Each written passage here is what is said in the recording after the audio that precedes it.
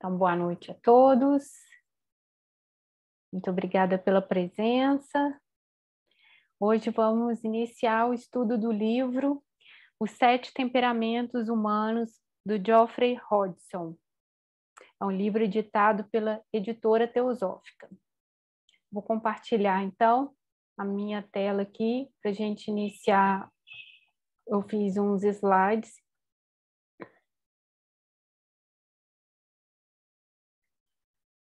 Então,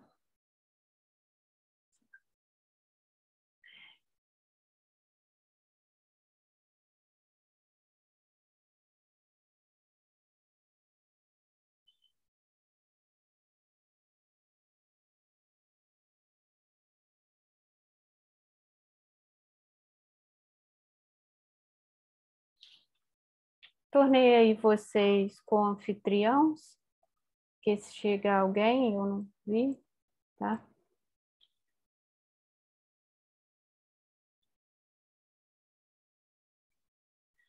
Então, fiquem à vontade para me interromper a qualquer tempo. Então, 7 temperamentos humanos. Essa é a capinha do livro. E aí, falar um pouquinho sobre o Geoffrey Hodgson, mas é bem rápido mesmo. Ele nasceu em 12 de março de 1886, na Inglaterra. E morreu em 1983, com 96 anos, né? Então, 1983. Ele foi um escritor, teósofo, filósofo e ocultista, uma das figuras mais importantes na sociedade teosófica no século XX. Esse texto eu não coloquei aqui, mas eu retirei da Wikipédia. Educado na Inglaterra, serviu com distinção nas Forças Armadas do Reino Unido durante a Primeira Guerra Mundial. Achei interessante porque eles explicam aqui que essa experiência que parece ter lhe suscitado o desejo de trabalhar pela erradicação das causas das guerras e sofrimentos do mundo. Achei muito bonito isso.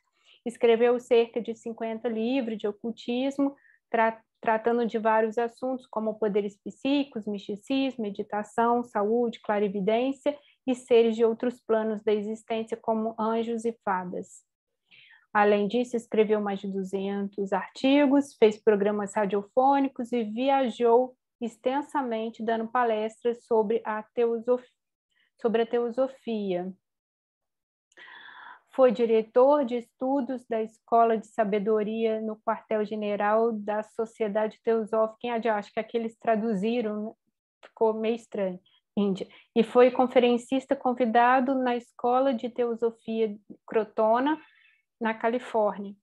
Fez pesquisas utilizando seu poder clarividente que foram consideradas por cientistas como perfeitamente acuradas e confiáveis.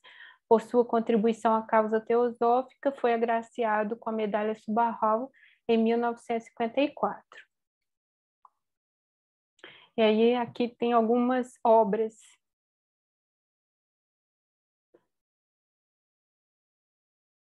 dele em português e algumas em inglês, não traduzidas.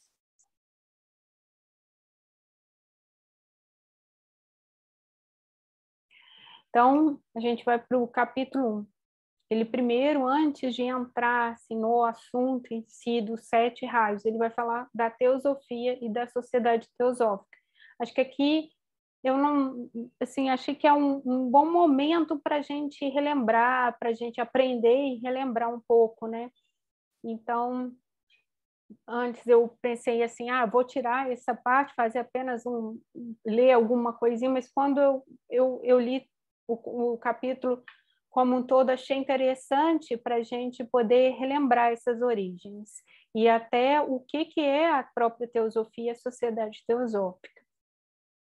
Então, a palavra teosofia, ela é uma palavra grega e significa sabedoria divina. Ela foi criada no 2º século, né, dessa era, pelos neoplatônicos, com o intuito de reunir as verdades que foram reveladas ao homem pelos seus mentores espirituais. Posteriormente, essas verdades foram ampliadas, conferidas e confirmadas até o dia de hoje por uma ininterrupta sucessão de investigadores ocultos chamados adeptos, que é um iniciado do 5º grau, mestre na ciência da filosofia esotérica, um homem perfeito, um exaltado ser que atingiu o domínio sobre a natureza humana e possui conhecimento e poder à altura do seu elevado grau de evolução. Né, ele já passou, já está acima é super humano, né? Não sei, Sandro, se é assim que fala, mas quando ele já passou dessa evolução humana. Eu acho que entra na quinta iniciação, que é o 5º grau aí é um mestre, aí sim, reino super-humano. Antes é iniciado de primeira, segunda, terceira ou quarta iniciação.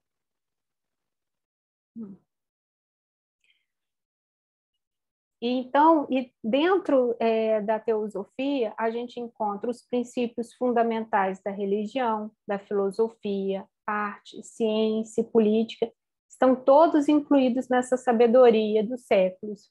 E quando a gente vê essa folha anexa, né, que é o resumo dos 7 raios, a gente percebe assim, que tem o raio, né, que é mais ligado à arte, à filosofia, à ciência, né? Então, todos esses princípios eles estão reunidos dentro da teosofia. A teosofia abarca, né, todos esses princípios. Então, desde o tempo em que foram fechadas escolas platônica e gnóstica até o último quarto do século XIX, a teosofia era desconhecida do mundo ocidental. Aí eu vou pular que a teosofia era conhecida e estudada de diversas maneiras. Quer dizer, antes disso, né, ela era conhecida e estudada de diversas maneiras, pelos platônicos, pitagóricos, egípcios, caldeus, enquanto que na Índia e na China foi preservada através dos tempos com ininterrupta continuidade. Então, essa é, né, a história da teosofia.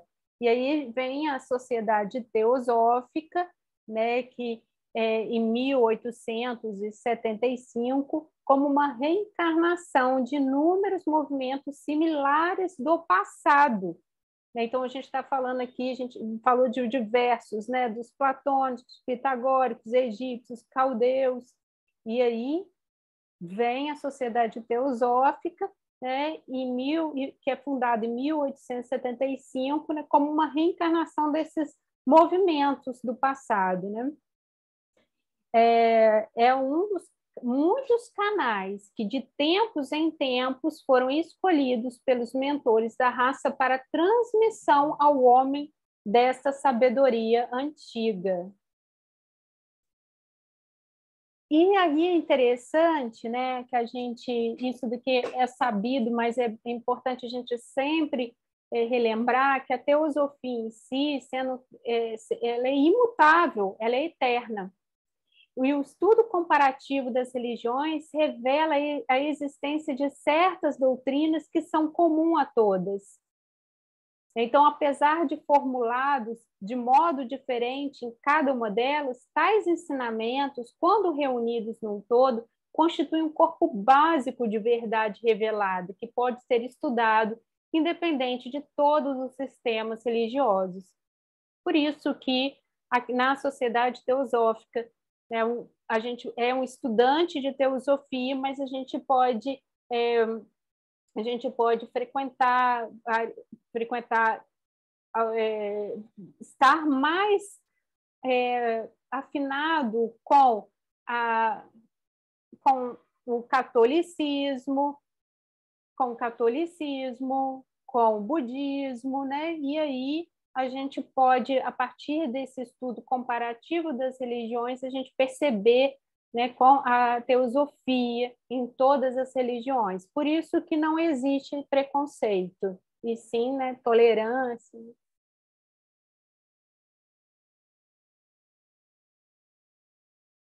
Então, a teosofia, é interessante que como essa imagem é bem bonita, A teosofia ela constitui o ciclo completo da verdade, apesar de ter sido só parcialmente revelada ao homem, através dos tempos, sob a direção dos guardiões do conhecimento e de seus respectivos poderes. Alguns aspectos da eterna sabedoria são revelados ao homem por meio de religiões e filosofias universais. Alguém gostaria de fazer algum comentário até aqui? Acrescentar? Boa noite, Sindor. Que bom que você está aqui. Seu microfone está fechado. Boa noite. Eu estou pedindo desculpas por causa do atraso. Imagina. Obrigada. Que bom que você está aqui com a gente. Estava com a minha netinha de 3 anos. Delícia. Alguém quer... Peraí, tem mais alguém aqui. Alguém quer fazer mais algum comentário? Alguém quer fazer algum comentário? Tá.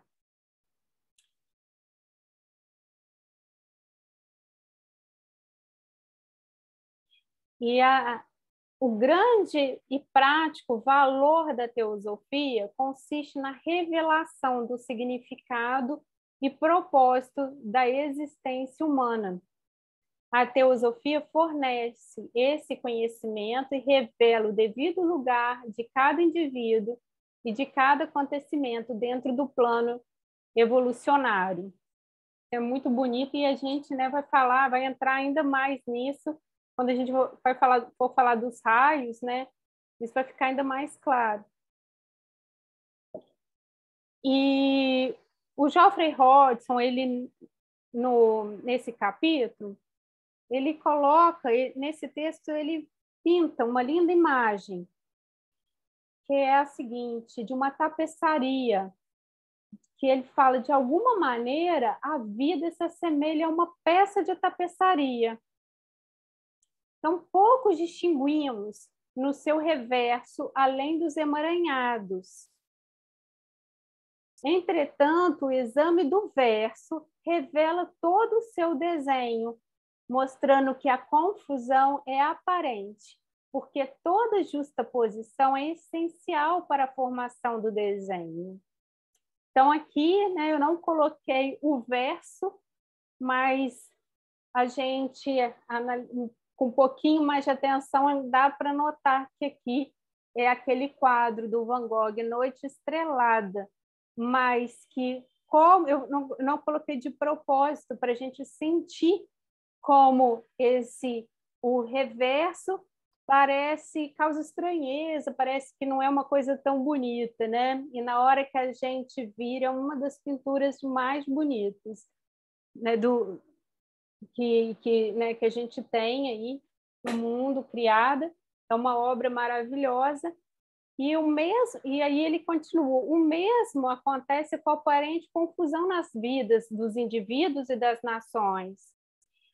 A teosofia, ela revela o plano da vida e traz, assim, serenidade mental para aqueles que se dedicam ao seu estudo, possibilitando-lhes uma compreensão inteligente da sua finalidade. Algum comentário? Eu não estou vendo vocês, mas vocês ficam... Senira, boa noite. Seu microfone... Boa noite. Que bom que vocês estão aqui.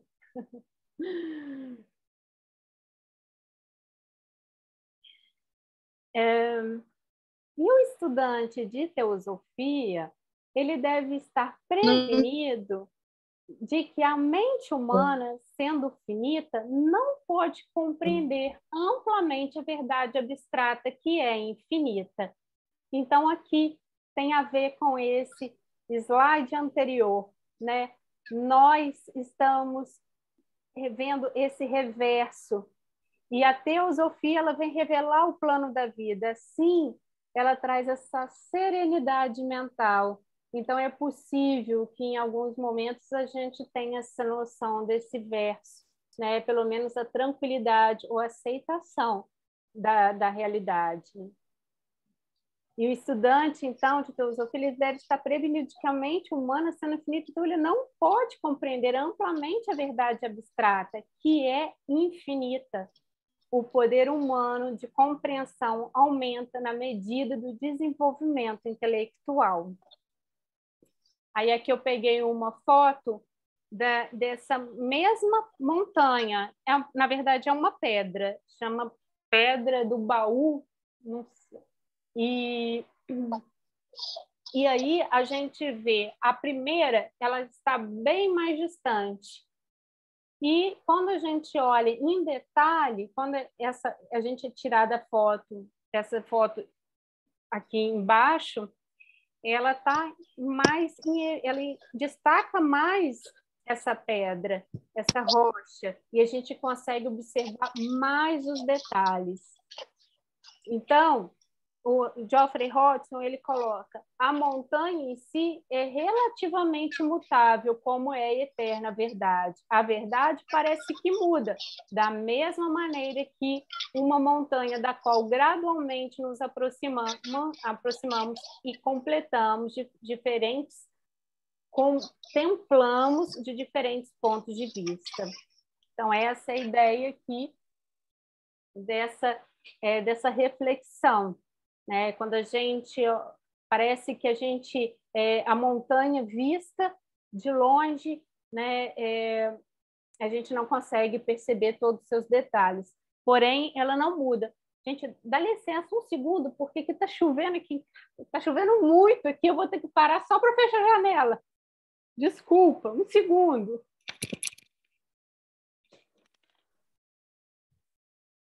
Acho que é interessante observar que a foto superior da montanha a mim parece, a figura de uma mulher de cabelos compridos, dando para a gente perceber os olhos, o nariz e a boca na parte superior dela. Na foto de baixo, que já é mais próxima, isso já não fica tão claro, né? Só para dizer da questão de que a montanha é a mesma e, dependendo da posição que a gente a vê, ela parece que mudou, e, no entanto, não mudou, né? Isso. A gente olha com mais... ela está ali, né? Só que vista e de um certo ângulo, né? Quando a gente chega de mais perto, a gente vê todas as nuances, né? Mas a verdade é a mesma. A gente é que não está ali tem a percepção completa, né? Mais algum comentário?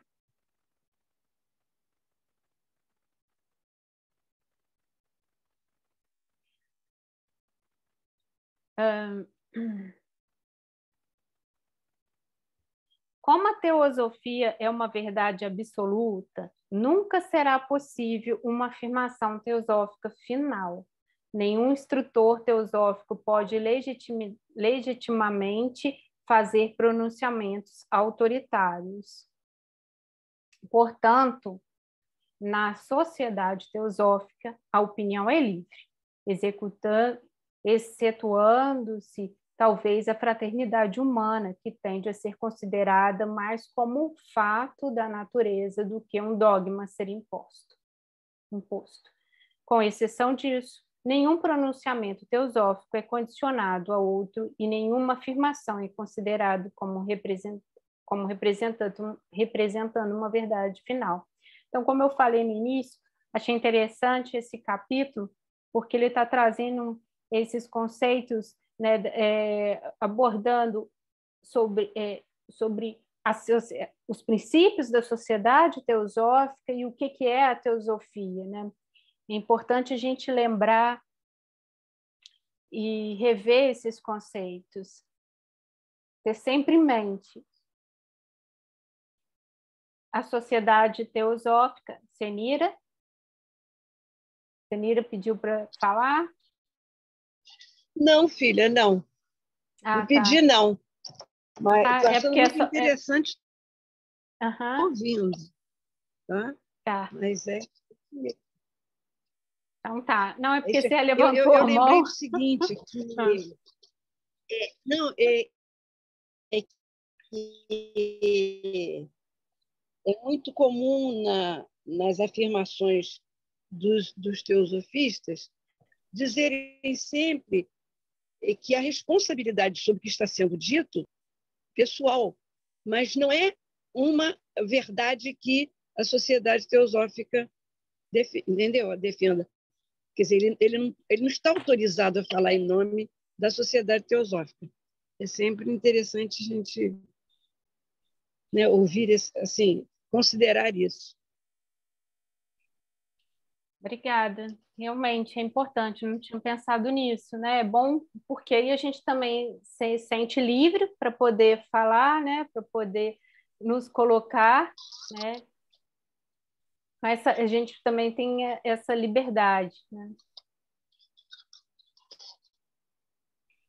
Então, a sociedade teosófica é descrita oficialmente como sendo composta de estudantes pertencentes a qualquer das religiões ou a nenhuma delas, unidos pela aprovação dada aos seus 3 objetivos proclamados: remover antagonismos religiosos, unificar os homens de boa vontade, independente de suas opiniões religiosas, e estudar as religiões, as verdades religiosas, compartilhando os resultados de seus estudos entre si. O seu traço de união não é o de professar um credo comum, mas sim uma busca e aspiração comuns pela verdade. Eles entendem o princípio de que a verdade deve ser procurada pelo estudo, pela meditação, pela pureza de vida e pela devoção a ideais elevados. Consideram a verdade como um prêmio a ser conquistado e não como um dogma imposto autoritariamente, que a crença deve ser o resultado do estudo ou da intuição individual e não o seu antecedente, que deve basear-se em conhecimento e não em asserção.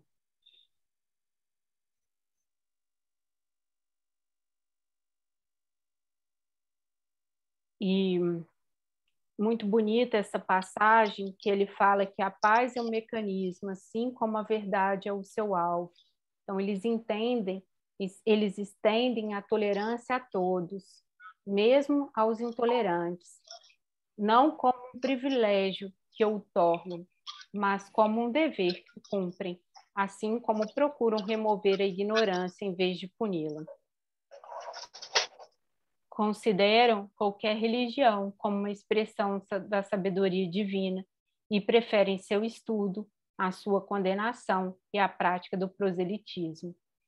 A paz é seu mecanismo, assim como a verdade é seu alvo.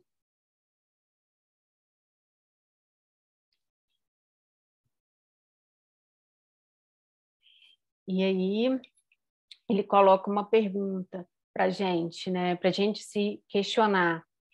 Além do desenvolvimento e uso de poderes supersensoriais como meio de investigação, o estudante que pretende estudar qualquer ensinamento teosófico deve primeiramente fazer a seguinte pergunta: parece verdadeiro?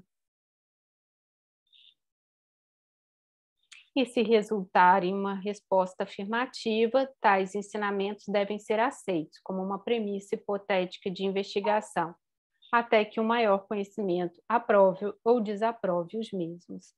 No caso de qualquer afirmação não lhe soar bem, 3 caminhos são abertos ao estudante. Poderá rejeitar, ignorar ou suspender o julgamento, até que, pelo seu próprio treinamento, desenvolva a capacidade de descobrir os fatos por si mesmo. O último destes 3 caminhos parece ser o mais aconselhável. Então, eu peguei esse capítulo e coloquei aqui algumas partes. O capítulo é bem maior do que o que está aqui, né? E eu só peguei realmente alguns pontos que eu considerei importantes para a gente relembrar, reforçar. E aqui está terminando essa parte. Acho que só tem mais um slide. Então, apesar desta completa ausência de dogmatismo, que deverá ser a característica de todas as exposições teosóficas, existe um corpo geral de ensinamentos, uma síntese das doutrinas comuns das filosofias e religiões antigas e modernas, que na prática geralmente são aceitas uma vez que pareçam verdadeiras. E aí a gente está falando aqui, aí a gente vai, para encerrar essa parte, os livros de HPB constituem a fonte primária de informação teosófica na literatura moderna. Acreditam que ela foi escolhida para essa missão pelos mestres que, através das idades, têm sido igualmente os guardiões e reveladores da teosofia ao homem. Estes adeptos utilizaram Madame Blavatsky como um amanuense e, com o seu auxílio, deram em nosso tempo a teosofia ao mundo. Foram utilizados 2 métodos principais. Um deles consistia numa completa e consistente clarividência e telepatia mental. E daí deu-se os livros, né, como Doutrina Secreta e Isis Sem Véu. Ela tornou-se grandemente capacitada para isso, como resultado de um treinamento a que se submeteu sob a direção deles. O outro método foi a materialização oculta de cartas escritas por eles, ou pelos seus discípulos, também sob a direção de seus adeptos. Então, vou aqui interromper o compartilhamento para perguntar a vocês o que vocês acharam, se tem algum comentário, alguma contribuição, algo que eu não tenha dito. Raquel, essa pergunta que ele sugere, né, lhe parece verdadeiro, né? Eu entendo que isso do início ao fim do nosso estudo teosófico, a gente deveria se identificar com isso, né? Que é isso que vai me fazer mover no caminho teosófico. Essa intenção que eu considero positiva de entender isso e que a minha mente aceita e vai caminhando em alguma direção. Porque não adianta nada o coordenador, o diretor da loja, sugerir alguns livros, a pessoa vai ter que descobrir por si própria, né? Como o próprio Time falou, de resolver o problema, né? E essa pergunta é muito importante. Eu acho que desde o primeiro dia para a vida toda, esse questionamento, né? É a hora que falou na semana passada, no último capítulo do Time, a hora que você entende, se responde essa pergunta, é Deus funcionando em você. Ele falou no último capítulo do outro livro. A hora que a sua consciência entende isso, que aceita e que acha que deve vir à frente, é Deus funcionando em você. A gente vai desenvolvendo o discernimento, né? Isso, é isso aí. Eu gostaria de colocar que eu penso que o Hodgson traduziu aí nas próprias palavras dele o que é de fato a teosofia, trazendo como complemento a citação de outros autores e outras obras que são fundamentais para a gente entender e praticar a teosofia, né? Acho que a compreensão de cada um de nós depende um pouco do desenvolvimento intelectual que a gente vai adquirindo e vai crescendo, né, através desse capítulo do livro em si e das citações que ele foi fazendo, principalmente na parte final do livro, né, não só de Blavatsky, mas, né, de outros autores, né, e tudo mais, do Sinnett, da Durani Beza, do Leadbeater, né, do Arundale, do Ginara-Jadasa. Então, acho que ele traz bem nesse capítulo um resumo que a gente deve ler e tentar compreender e, ao mesmo tempo, também seguir essa orientação que ele nos traz para buscar mais conhecimento, mais desenvolvimento intelectual, para poder depois de amadurecido, né, na nossa mente, a gente trilhar o verdadeiro caminho da teosofia, né? Eu penso assim. Obrigada, Maurício. Eu queria aproveitar a presença da Senira. Senira, você conheceu o Geoffrey Rhodes, Senira? Ele veio ao Brasil? O microfone está fechado, Senira.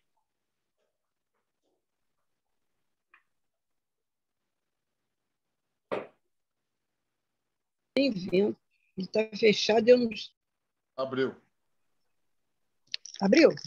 Abriu. Abriu? Uhum. Sim, ok. O Geoffrey Rhodes nunca veio ao Brasil, não. Mas alguns irmãos nossos ainda o conheceram indo aos Estados Unidos, né? A Enide, por exemplo, fez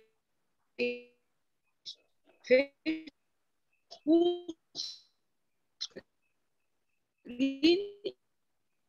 Senira, o seu áudio está falhando. Do Marcos. Está falhando bastante. Tá. Está falhando. Tá. Mas deu para vocês entenderem? Sim, que ele nunca teve no Brasil, uma irmãzinha mas nossa que uma, quer dizer, da minha geração, uma companheira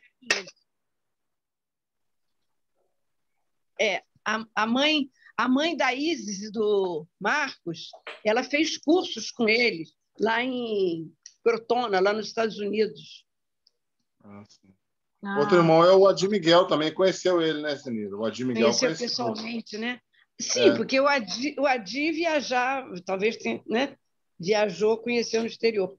Mas eu me lembro que houve uma época em que se queria aqui no Brasil recebê-lo, sabe? Então, o Lourenço, que era o pai da Enide, a mãe dela também, parece que eles conheceram o Sr. Geoffrey Hodgson no exterior.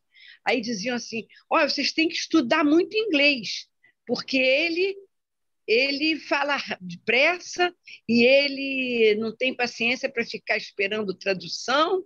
Então, quem quiser aproveitar bem a passagem dele por aqui, tem que estudar muito inglês. Então, foi uma busca, uma procura dos cursos de inglês, o treinamento de inglês, por conta disso. E não é só o inglês, os vocábulos, os conceitos em inglês, né? Filosóficos. Talvez. Quer dizer, ficar familiarizado com expressões, inclusive, de teosofia, né? Mas, quer dizer, lamentavelmente, eu não tive essa oportunidade kármica, não, de conhecê-lo pessoalmente. Irmãos, mais alguém? Eu trouxe meu celular agora para mais perto do Wi-Fi para ver se melhora. Melhorou. O professor Adir Miguel, no final da vida, ele passou em Cataguases aqui. Eu tive contato com ele várias vezes. Ele veio a Juiz de Fora o Adir Miguel. Sim, o Adir.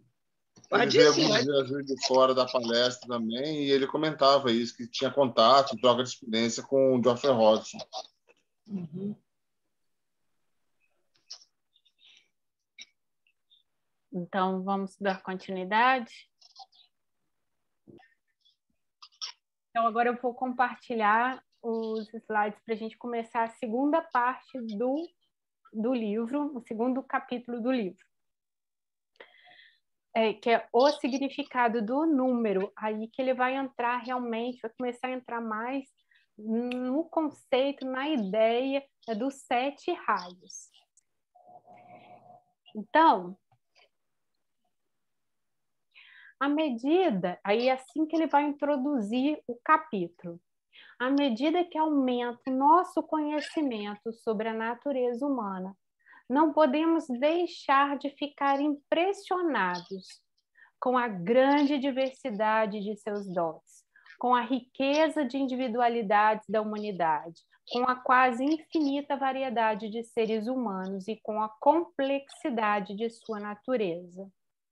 Na humanidade estão englobados o explorador, intimorato e a branda freira, o soldado, o eremita, o monge, o recluso, o político negociante, a mulher exteriormente ativa nos assuntos mundanos, o cientista, o estudante, ambos imersos em suas investigações. Todos esses e muitos outros tipos diversificados e opostos ocorrem para a constituição da humanidade. Então, eu gostaria também de fazer uma observação aqui, que esse estudo, nesse capítulo 2, se vocês quiserem, a gente pode até continuar semana que vem, se vocês acharem interessante a gente aprofundar, porque ele realmente vai trazer conceitos, né, bastante importantes. E aí, ele traz uma reflexão.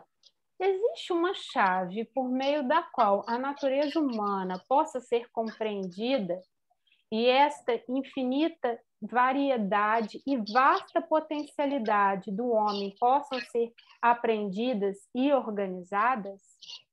E aí ele responde, a teosofia diz que sim, e acrescenta que a chave é numérica, sendo 7, os números governantes.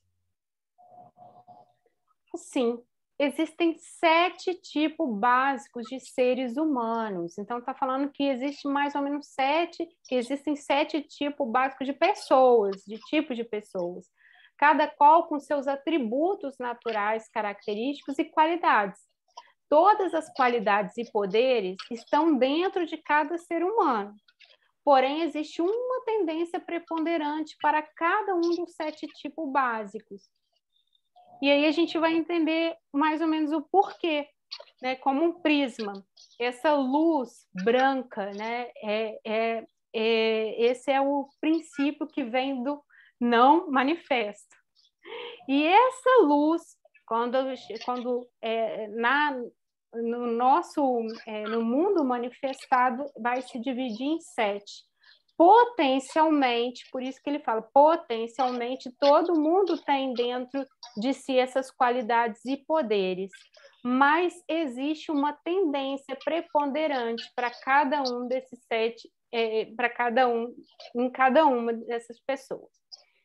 O conhecimento desses 7 tipos e os seus atributos correlatos fornece uma chave para a compreensão da natureza humana.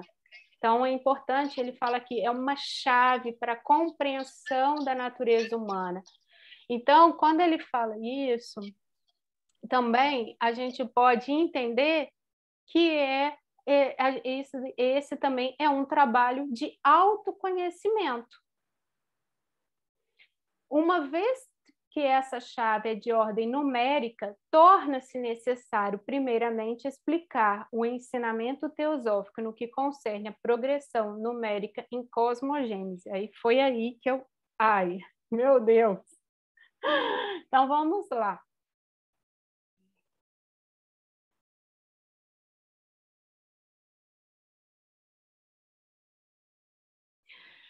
Bom, então, essa daqui é a imagem, né, do manifesto. E isso daqui de acordo com a doutrina secreta. E aqui, né, eu vou ler até a partir da doutrina secreta na página 74, no livro 1. Né? E essa segunda imagem é um ponto com um disco, é um disco com um ponto no centro, é um símbolo arcaico que representa a primeira diferenciação nas manifestações periódicas da natureza eterna, sem sexo e infinita. É o germe, né? O germe da criação. Ou o espaço potencial no espaço abstrato, é o germe da criação. Aí aqui a gente já tem essa linha no meio, né, que representa essa dualidade, aí eu vou continuar lendo aqui. Né? Nessa terceira fase, o ponto se transforma em um diâmetro, é um símbolo da Mãe Natureza Divina Imaculada, no infinito absoluto, que abrange todas as coisas. Então, Então, assim, esse capítulo 2, ele vai tentar explicar como surgem esses 7 raios, né? E então, da onde que se deu essa ideia de 7 raios? Bom, e aqui tem uma imagem, inclusive, com Osmir Clemente, porque foi com ele que eu consegui aprender um pouquinho e fiz questão de deixar a imagem dele aí. Então, esses 7 raios, deixa eu ver como eu vou explicar, porque, como eu falei para vocês, isso daqui comecei a preparar e nem não estudei exatamente, né? Mas o universo, né, tudo é originado nesse não manifestado. Então, a gente tem o Logos, que é o Pai, o Filho e o Espírito Santo, que a gente pode dizer assim. E aí, nesse relacionamento do pai e da mãe, vai surgir o universo, que é aí, né? Então, aí, assim, para a gente tornar mais prático, como que vão surgir, como que a gente fala desses 3 raios? Então, eu entendi o seguinte, por favor, se alguém puder explicar e quiser parar, tá, gente? Eu estou estudando aqui, estou aprendendo, tá?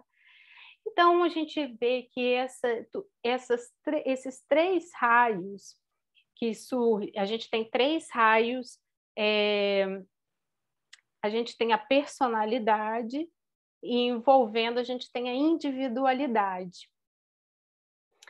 Desse raio branco, desse raio que eu mostrei aqui, esse daqui vem do branco, que vem do imanifestado, desculpa, do não manifestado, a gente tem um reflexo na individualidade. E na individualidade, esses raios vão se refletir na personalidade. Então, é daí que formam esses 7. É importante também a gente lembrar um pouco, que eu deixei aqui passar, que 7 é um número muito importante. A gente fala de 7 notas musicais, 7 dias na semana, 7 chakras principais, né? Então, esse número é um número importante para o universo. Então, daí que vai surgir essa ideia dos 7 raios. Vem esses 7 raios, eles são derivados dessa luz branca que vem do não manifestado, do não manifesto. Então, a gente tem aqui o primeiro Logos, né, o Pai, o Filho, o Espírito Santo, e aí eu estou aqui trazendo essa reflexão, a partir do que eu entendi, tá? E não do que exatamente ele disse, Osmir Clemente, claro, e trouxe aqui, inclusive, essa imagem printada dessa aula dele.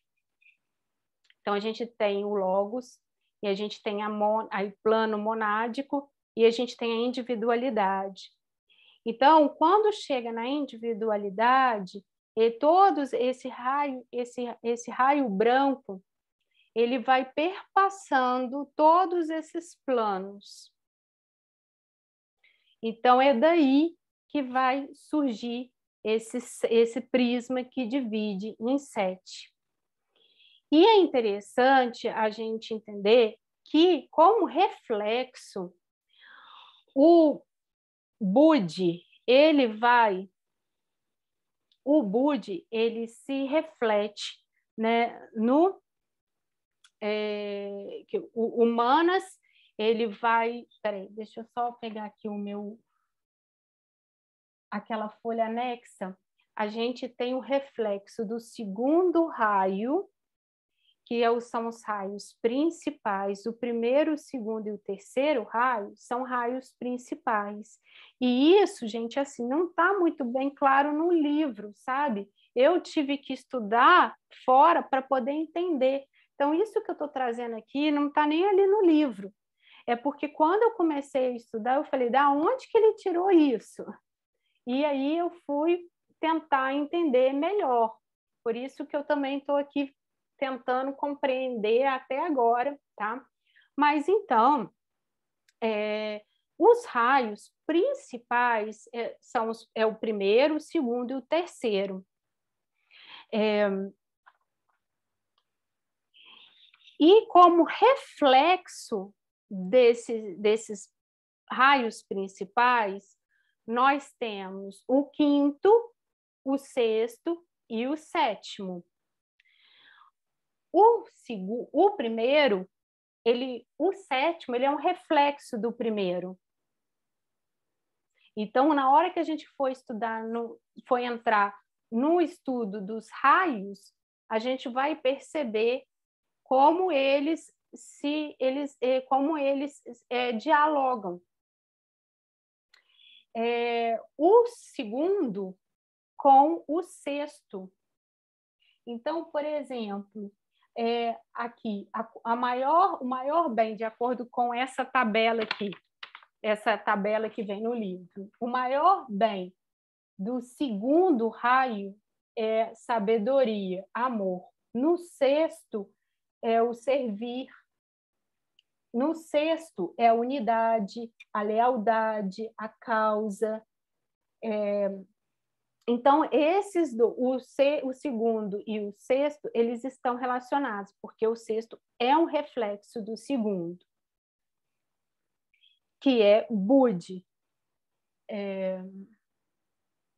Que é Budi e está relacionado com astral. E o terceiro, ele é e o quinto, ele é um reflexo do terceiro.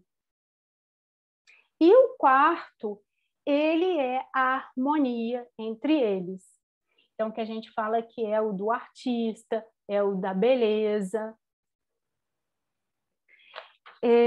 O nosso sistema solar, ele também está em evolução, né, cósmica, né? E o raio primordial do sistema solar é o segundo, do sistema solar como um todo, é o segundo, tá? E então, só para resumir aqui, então, dentro de cada raio, a gente tem esse sub-raio. Então, por isso que esses raios, eles vão vindo e refletindo. E os raios da personalidade, então, eles são reflexo da nossa alma, que são principais. Deixa eu ver.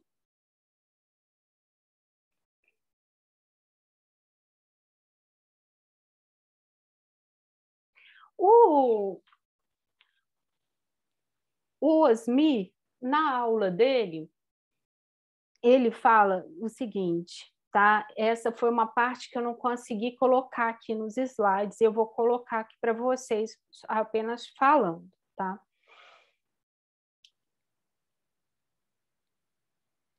Um se torna dois, né?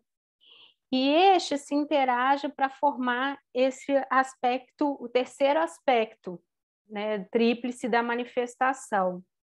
E aí, como é tríplice, ele deu isso na aula e eu vou explicar para vocês conforme ele falou. Então, ele coloca o tríplice aspecto, né? O tríplice aspecto divino. Então, A, B e C. Aí ele coloca A com B, A com C, B com A, B com C e o relacionamento entre todos eles, A, B e C. Cada um desses seria um raio. A, B e C seriam os raios principais. E o A e B, A e C, B e A, B e C, eles seriam o reflexo, e o A e o B e o C, eles seriam o quarto raio, que é a junção deles todos. Então,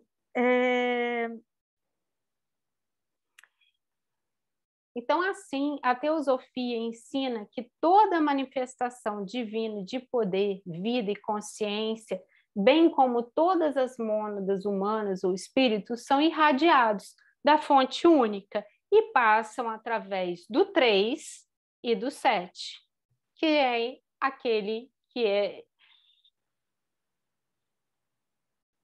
aqui. A gente percebe isso aqui e aqui.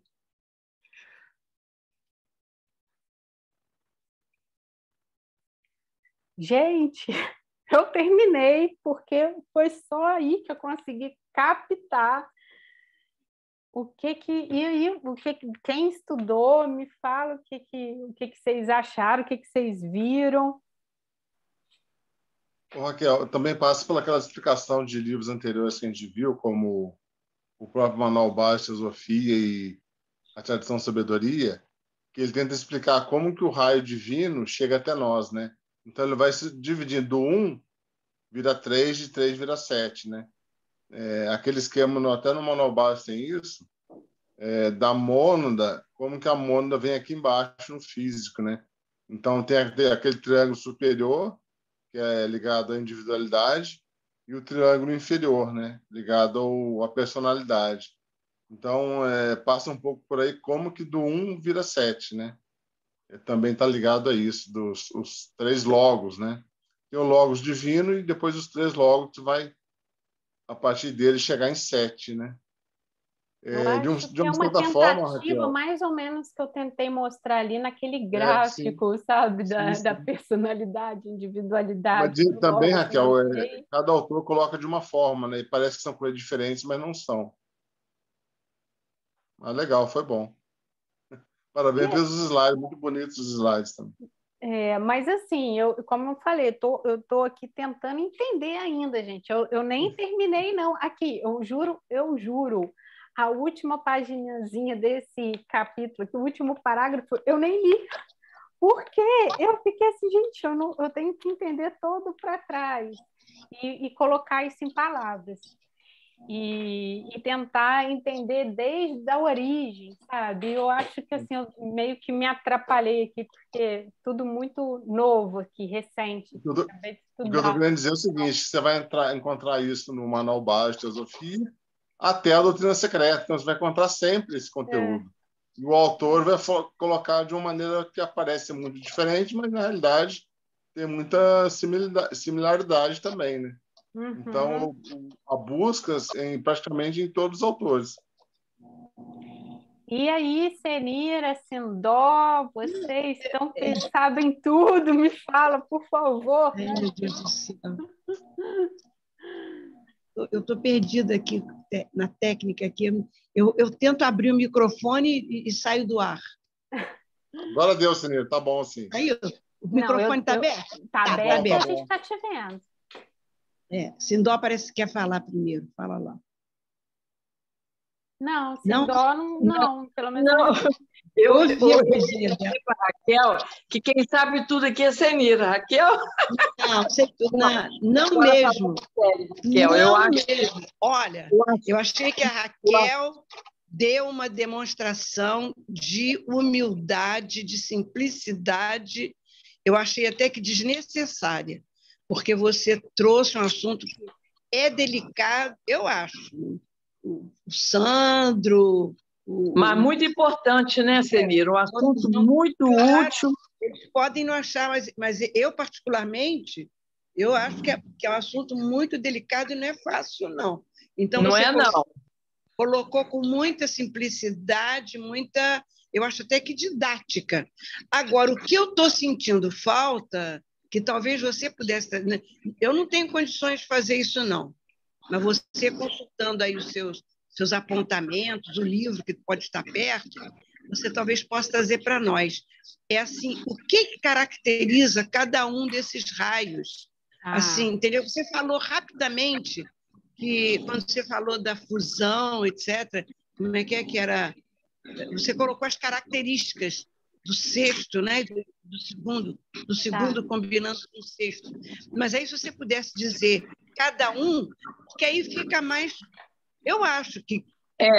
Eu também acho. O primeiro, né, cara? Eu sou de uma época que estava muito em moda esse estudo dos raios. Meu pai, então, gostava disso. E eu me lembro até num congresso teosófico que saía um debate muito grande, porque apresentaram uma tese assim, que, resumidamente, seria isso, que a gente deve procurar estudar esse assunto para saber qual é o seu raio para se afirmar nele, né? Que a gente nasceu para desenvolver aquelas qualidades, aquelas energias referentes àquele raio. E um outro irmão discordava, dizia que não, como você bem acentuou no começo, todos nós temos todas as características, só que algumas são predominantes.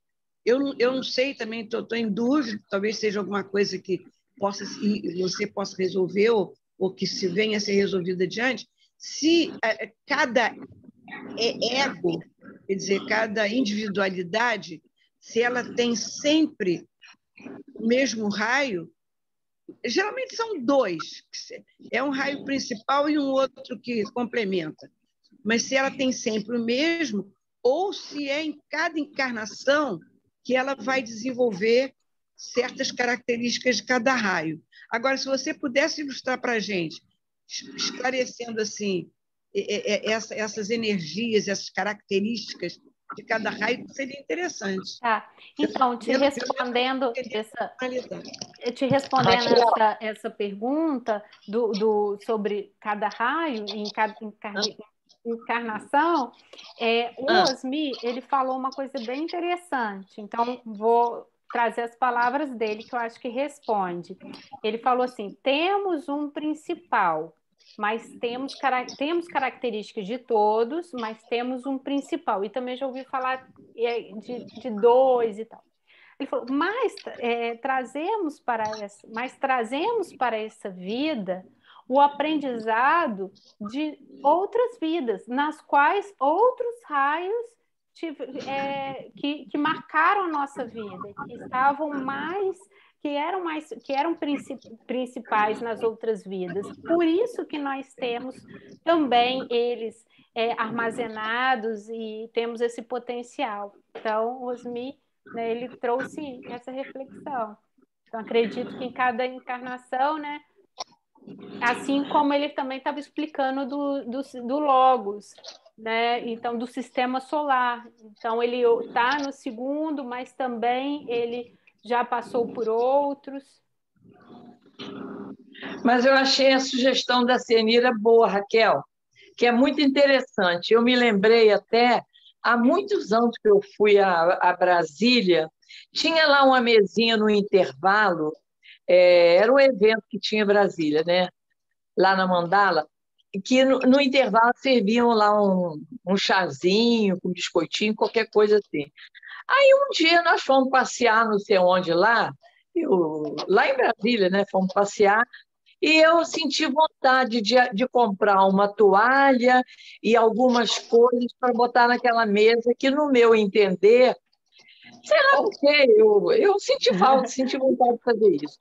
Aí no próximo chá, olha que estava... o número 4 aí daquelas, né? O raio 4 da beleza, da harmonia. Eu não entendi, eu estava há pouco tempo na Sociedade Teosófica, aí na hora do chazinho estava lá a mesa linda, toda bonitinha, que eu botei, mas eu não sabia nada de negócio de raio, nunca tinha visto falar nisso. Eu estava há pouco tempo na Sociedade Teosófica. E eu observei, claro, eles falaram até comigo e falavam entre eles, né?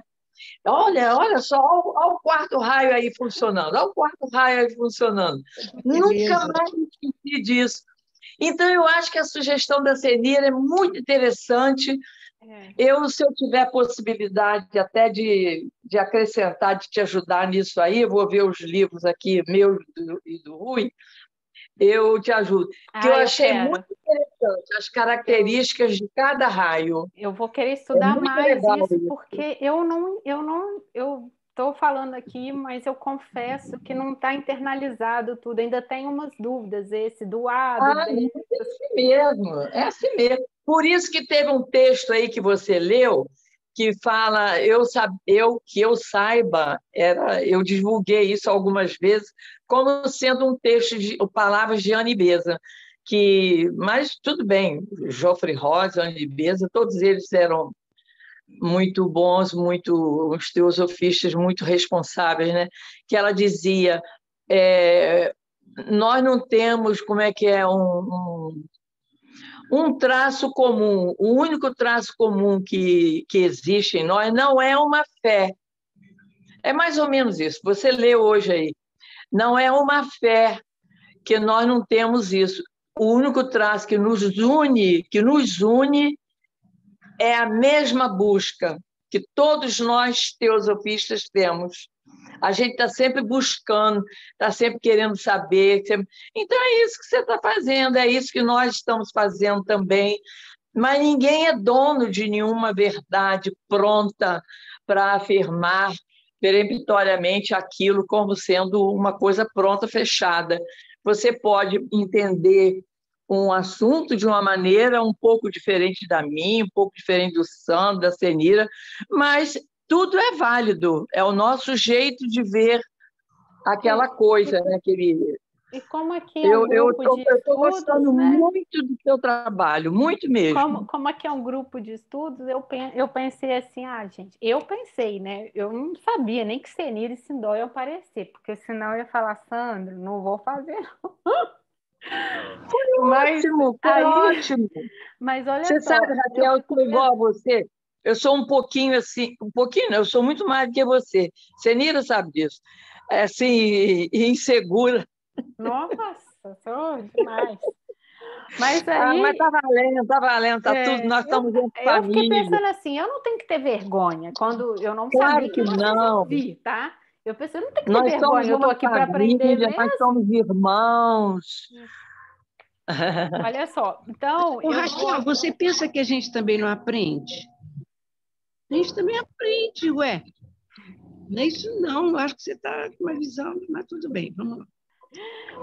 Então eu vou fazer de duas formas. Eu vou compartilhar na tela o texto anexo, porque eu escaneei. Inclusive, se vocês quiserem, eu posso enviar para vocês esse texto. Lembra aquela folha anexa que vem no livro? Com isso daí... eu fui buscar ali meu livro ali. Então, vem folha anexa, né? Tem, aí eu posso, com tudo esse resumo, aí eu posso mandar para vocês. Aí eu vou fazer o seguinte, eu vou compartilhar na tela e isso...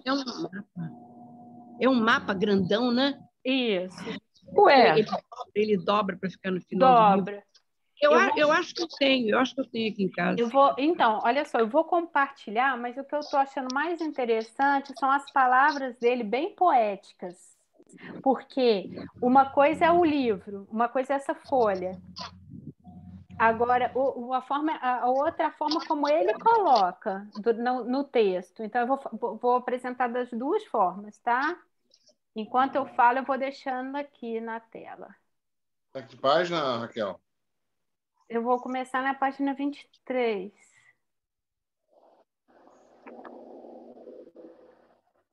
Vocês conseguem ver a tela aqui? Dá para ver?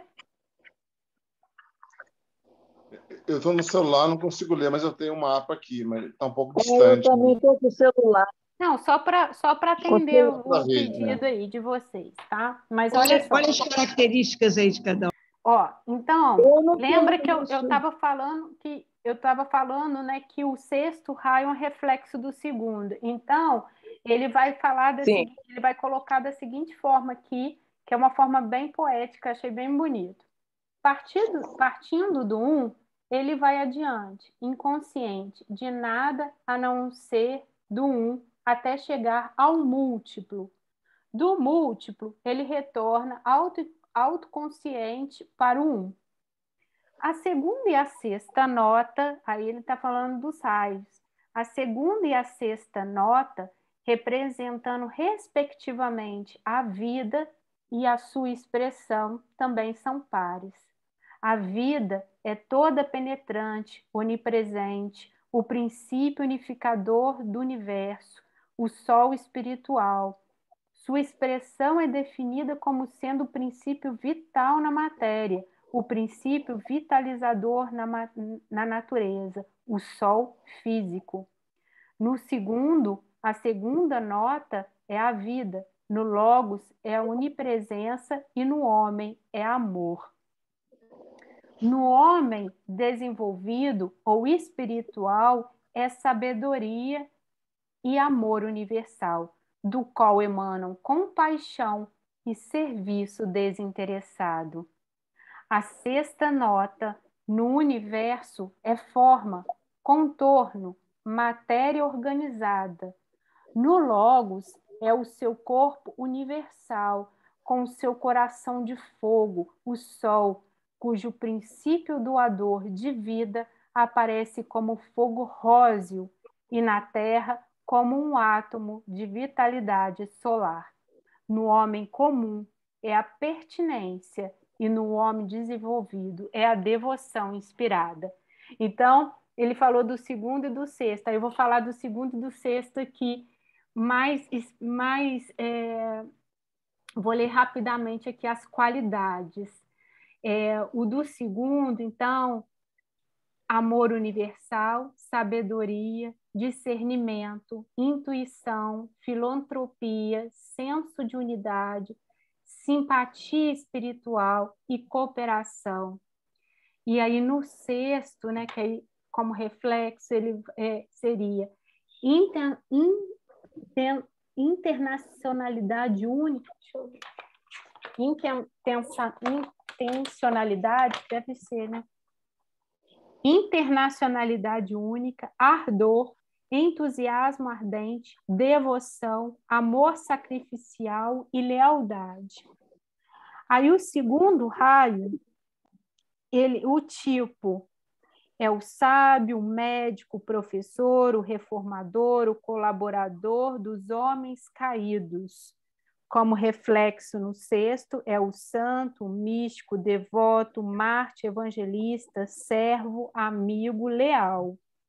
O maior bem e o maior mal.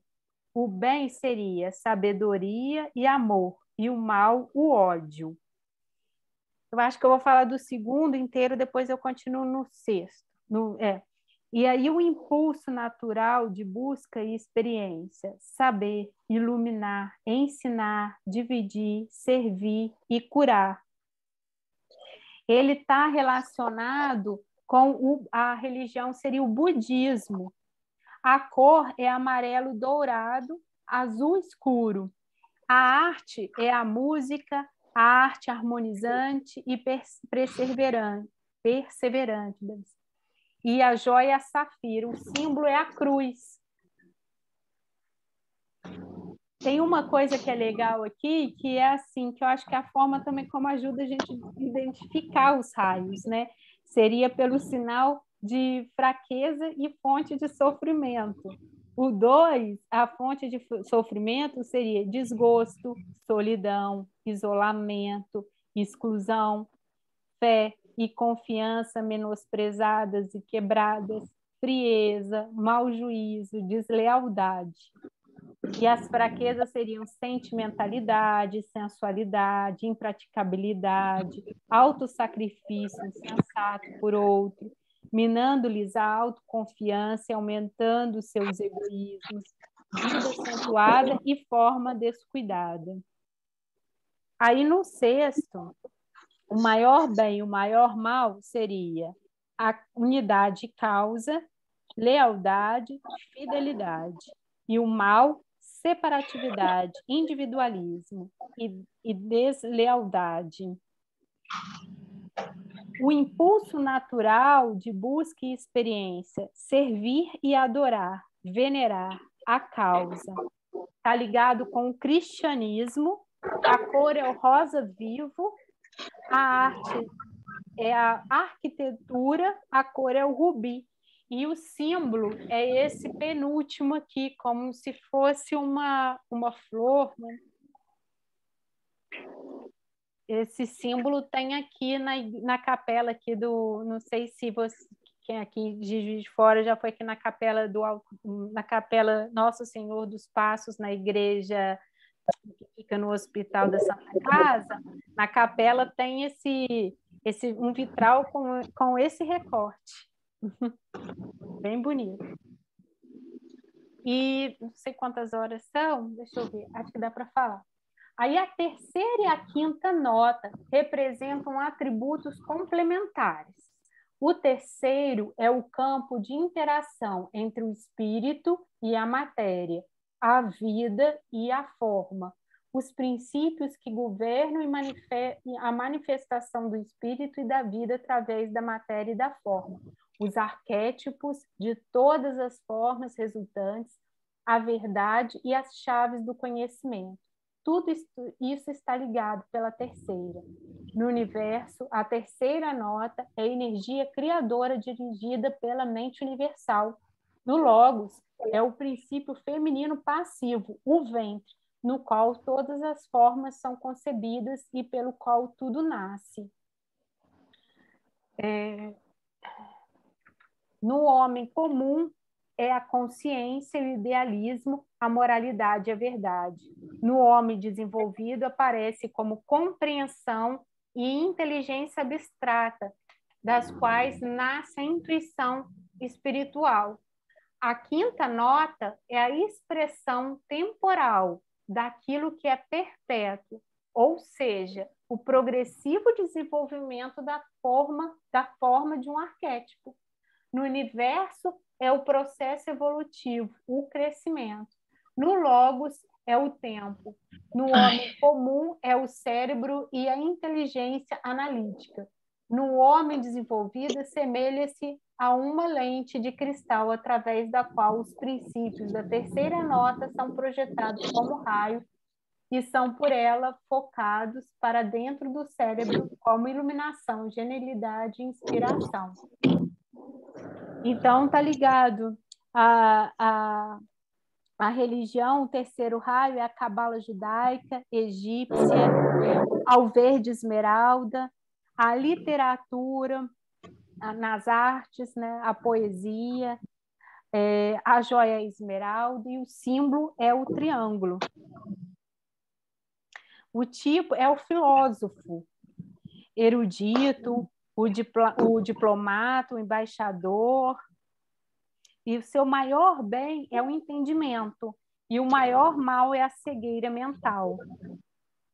E no quinto, ele está ligado ao zoroastrismo, a cor é amarelo-limão, nas artes é a pintura, a joia, o topázio e a estrela de 5 pontas. Ele está ligado ao cientista, ao matemático, ao advogado, ao alquimista. E seu maior bem é a verdade, o conhecimento, o fato. E o seu maior mal é a inverdade, a ignorância, a informação errônea.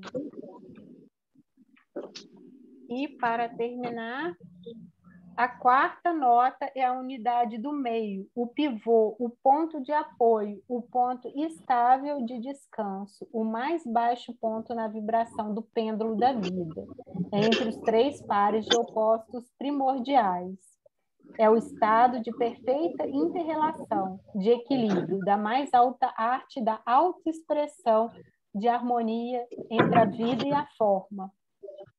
Uma parte bonita que ele fala aqui é o seguinte, que a característica essencial da quarta nota é a escuridão, o sossego, o equilíbrio, tal como na noite criadora, antecedendo uma alvorada também criadora. Então, o quarto é o artista, o seu maior bem é a beleza, e o mal seria a fealdade. E está ligado ao orfismo, a sua cor é o marrom escuro, a arte é a ópera, a síntese, e o seu símbolo são essas 2 linhas cruzadas, né, e duplas. Eu acho que eu não falei do primeiro e do segundo, né? Mas acho que já até passou aqui o tempo, está quase acabando. Mas então, o primeiro é o militar, é o explorador, governador, estadista. O seu maior bem é o poder e o seu maior mal é a fraqueza. Ela está ligada ao hinduísmo, a cor é o branco, azul, elétrico vivo ou vermelhão. A sua arte é a coreografia, o criador de danças, e o símbolo é o círculo com um ponto no centro. E o sétimo, ele é o sacerdote, cerimonialista, ritualista, o mago, mestre de cerimônia, o político. O seu bem, maior bem é a ordem, e o maior mal é a desordem. A religião, aspectos ritualistas de todas as religiões, a maçonaria.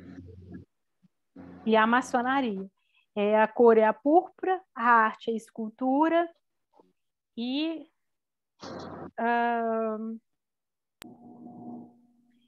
uma coisa que eu não falei, que seu impulso natural de busca é amar, sintetizar, tornar manifesto. Não sei se todo mundo ainda está aí, demorei, né? E o símbolo é a suástica. Né? Gente, obrigado. Eu terminei, né? Já são 8h30. Alguém gostaria de comentar para a gente encerrar? Raquel, foi ótimo, eu adorei. Gostei muito mesmo. Só queria dar parabéns também a Raquel, só isso. Obrigada. Eu também. Muito bem, parabéns. Muito bom. E eu estava sentindo falta de ouvir essas coisas, esses estudos. Já faz tempo que eu não escutava ninguém falar sobre isso e nem lia também. Eu acho muito bom, muito útil, inclusive, né? Ai, que bom, Sindó. Então venha no próximo, gente, para ajudar a gente. Gostei muito, Raquel. Parabéns. Obrigada. Ô, Sandro, você pode fazer a meditação para a gente encerrar? Final, e aí a gente pode depois conversar, quem puder ficar. Parabéns, tá, Raquel? Obrigada. Oi, Luciana.